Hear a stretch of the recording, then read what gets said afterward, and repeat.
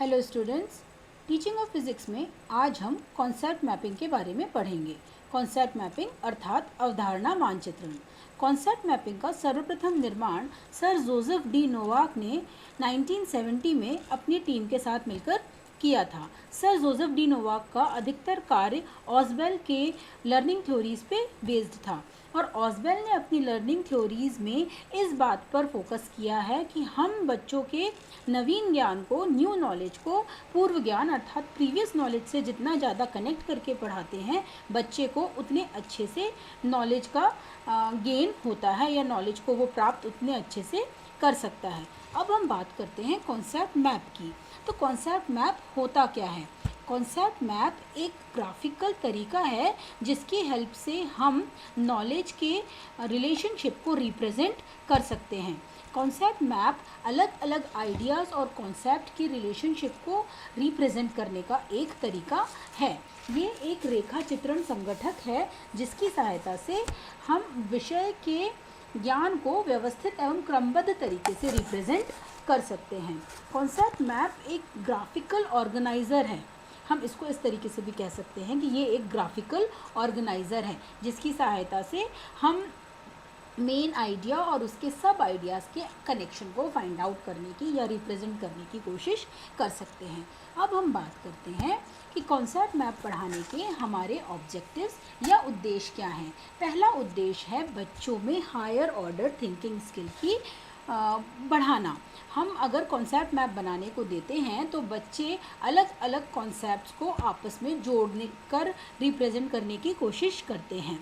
फिर हमारा अगला उद्देश्य है कि हम बच्चों को कॉन्सेप्ट और इन्फॉर्मेशन के बीच में मीनिंगफुल कनेक्शन बनाने में भी कॉन्सेप्ट मैप हेल्प प्रोवाइड कर सकता है।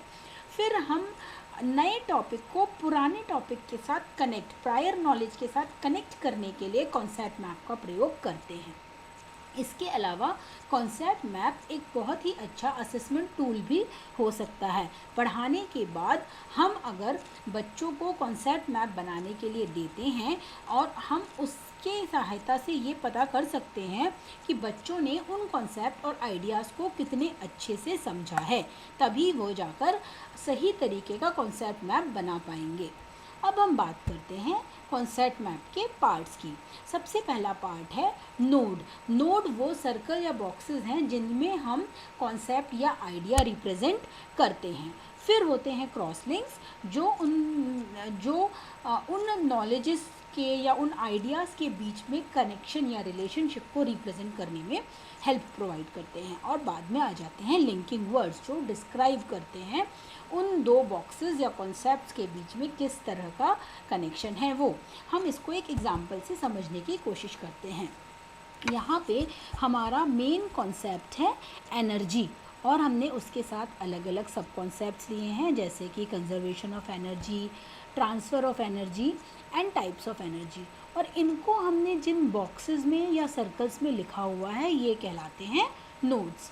फिर हमने इस एनर्जी के बाद यहाँ पे टाइप्स ऑफ एनर्जी के लिए एरो बनाया है, ट्रांसफ़र ऑफ एनर्जी के लिए एरो बनाया है। तो ये जो एरो हैं यही हमारे क्रॉस लिंक्स हैं।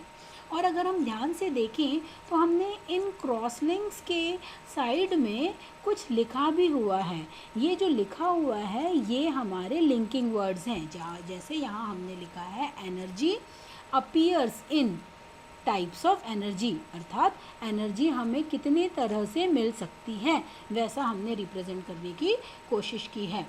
तो ये एक हमारा कॉन्सेप्ट मैप है जो अलग अलग सब कॉन्सेप्ट्स को एक साथ जोड़कर दिखाने के लिए काम करता है। अर्थात जब हमें कॉन्सेप्ट मैप बनाना होगा तो हमें क्या करना होगा, हमें सबसे पहले कीवर्ड्स को डिफ़ाइन करना पड़ेगा जिसको हम सर्कल, बॉक्सेस या ट्राइंगल में लिखेंगे। जैसे कि हमने अपने एग्जाम्पल में energy, conservation of energy, types of energy, transfer of energy, ये अलग अलग चीज़ें लिखी। उसके बाद हम उनके बीच में एरोज़ बनाएंगे ताकि हमें पता चले कि ये आइडियाज़ आपस में कैसे रिलेटेड हैं। और फिर उसके साथ हम शॉर्ट एक्सप्लेनेशन लिख देते हैं जिन्हें हमने लिंकिंग वर्ड्स कहा था, ताकि हमें ये पता चले कि ये कॉन्सेप्ट आपस में किस तरीके से जुड़े हुए हैं। अब हम बात करते हैं कि कॉन्सेप्ट मैप का प्रयोग हम क्यों करें। तो कॉन्सेप्ट मैप बच्चों को नए इन्फॉर्मेशन को ऑर्गेनाइज करने में हेल्प प्रोवाइड कर सकता है। इसके अलावा ये स्टूडेंट्स को मेन आइडिया और बाकी इन्फॉर्मेशन के बीच में मीनिंगफुल कनेक्शन बनाने में भी बहुत अधिक सहायता प्रदान कर सकता है। ये हमारे लिए बनाने में इजी है और हम उसको बहुत इजी तरीके से रिप्रेजेंट कर सकते हैं। इसके अलावा ये एक बहुत ही अच्छा स्टडी की स्ट्रेटेजी हो सकती है, क्योंकि इसमें हम हायर लेवल कॉन्सेप्ट से चीज़ों को शुरू करते हैं और उसके बाद उसके सब कॉन्सेप्ट्स तक जाते हैं। ये उन बच्चों के लिए बहुत अच्छा है जिनका लर्निंग पैटर्न विजुअल है। हमने लर्निंग और टीचिंग जब पढ़ा है उसमें हमने अलग अलग तरह की लर्निंग स्टाइल्स पढ़ी हैं, उसमें से कोई एक होते हैं विजुअल लर्नर्स। तो कॉन्सेप्ट मैप उन लर्नर्स के लिए तो बहुत ही उपयोगी साबित हो सकता है। उसके अलावा भी वो सभी तरह के लर्नर्स की कॉन्सेप्ट को क्लियर करने में हेल्प प्रोवाइड कर सकता है। इसके अलावा कॉन्सेप्ट मैप की हेल्प से बच्चे इन्फॉर्मेशन की मीनिंगफुल कनेक्शंस बना सकते हैं, चंक क्रिएट कर सकते हैं और बहुत अच्छे से उनको याद कर सकते हैं।